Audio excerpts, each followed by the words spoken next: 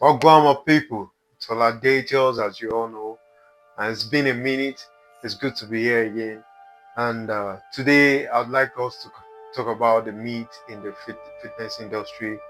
And it has been a myth that has been circulating for decades.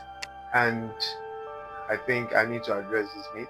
16 years in the lifting space, it's safe to say a couple of things in the lifting industry. And one of the myth and the misconception we all have as bodybuilders is the feeling that we are untouchable and you are strong. Nobody can touch you. Well, I want to address that feeling now because it's very important someone talk about it. I've seen a lot of people. I've seen some people talk about it, but it's very important I talk about it also.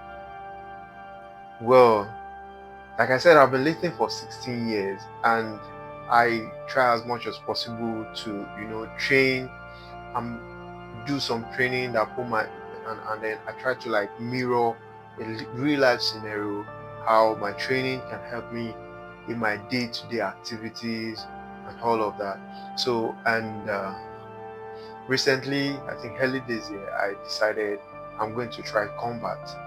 And for those of you that have been following me, you know I'm a very big fan of combat boxing, kickboxing, Brazilian jiu-jitsu, BJJ, and mixed martial arts as a whole. So I decided to transition into mixed martial arts. And one thing I quickly realized when I transitioned is the myth that we are untouchable, and that myth is a lie. Is a lie.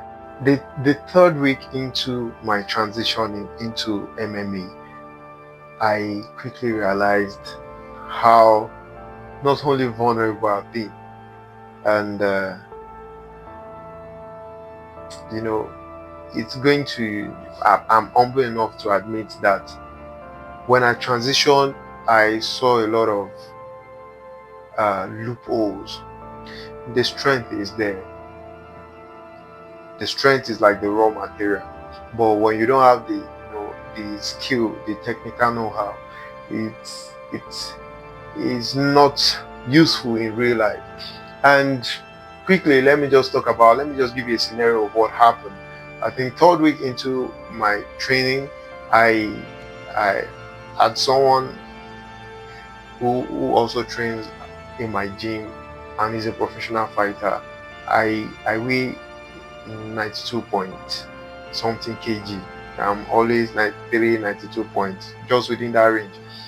And that's like heavyweight, right? And the other man is a young lad, quite younger than me, and a bantamweight, I think something kg. So we spar because he had a bout ahead of him. So he just wanted someone to train with, and then felt okay, a big guy like me should give him tough time, and then I think he feels that's the right conditioning he needed. So I think I posted it some time ago on my YouTube. We had 3 or 4 rounds thereabout, and I wasn't surprised because, like I said, I've been a big fan of combat right from my childhood. I know how these things work. I know uh, the the technicality of fighting and all of that, and I think that's one of the reasons I decided to transition, because aside from being a fight fan, it's something I would love to do. I would love to do. I if Even if it's just once in a lifetime, just be in a ring, have a real fight. It's something I look forward to. So let's go back to our discussion. So it was, I think, 4 rounds with this young lad, and then this man kept mauling me and kept mauling me. He submitted me, I think, 3 times, and part of Part of the fight and the sparring that really got into my head was not the fact that he submitted me, was the fact that the last submission was rear naked choke. And before he made the submission, I was trying to, keep my chin to my chest as tight as I can, so he won't, get to wrap my neck and all of that. So he got the rear naked choke, and I tapped in seconds. But it was not the fact that I tapped that got into my head. The part that got into my head was when he was on my back, and he was like, he gave me a real life scenario. He said, have your kids, have your spouse, have your loved ones, and then you're in a position to, I'm just the last man that you need to take out to protect them. Is this how you're going to, you know, is that you're going to do? Is this what your response is going to be like? So that was before he had the red ketchup on me. And I tried to escape. I tried, to he already had my legs locked. I tried to escape. Trust me, I couldn't. He had the red naked choke and I tapped in seconds. And it then, showed me how vulnerable I've been. And we've seen a couple of bodybuilders in this scenario. We saw Larry Wales in that kind of scenario, and he quickly got humbled.